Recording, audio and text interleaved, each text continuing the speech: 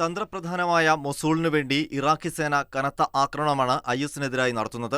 Iraqi സേന മൊസൂളിലേക്ക് അടുക്കുന്ന അവസരത്തിലാണ് ഐഎസിനുള്ളിൽ തന്നെ ഭിന്നത രൂക്ഷമായത്. ഐഎസിലെ ഒരു വിഭാഗം ഇറാഖി സേനയോട് ചേർന്ന് പോരാടാനാണ് പദ്ധതി ആസൂത്രണം ചെയ്തത്. ഇതിനായി ആയുധങ്ങളും ഒളിപ്പിച്ചു വെച്ചിരുന്നു.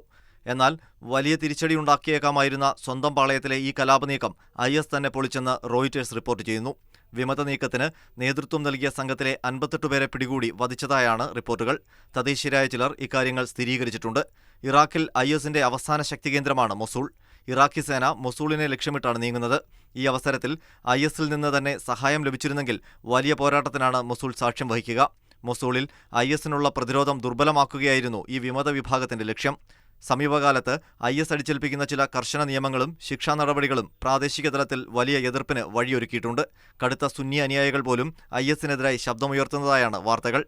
ഈ സാഹചര്യത്തിലാണ് വിമത നീക്കം നടന്നത്. ഭീകര സംഘടനയ്ക്ക് ഇറാഖിൽ പിന്തുണ കുറയുന്നതിനൊപ്പം അതിന്റെ അനുയായികളിൽ നിന്നുവരെ തിരിച്ചടി നേരിടുന്നു എന്നതിന്റെ വ്യക്തമായ സൂചനകളാണ് ലഭിക്കുന്നതെന്ന് ഇറാഖിലെ ഭീകരവിരുദ്ധ വിഭാഗത്തിന്റെ വക്താവ് സബാഹ് അൽ നുമാനി പറഞ്ഞു.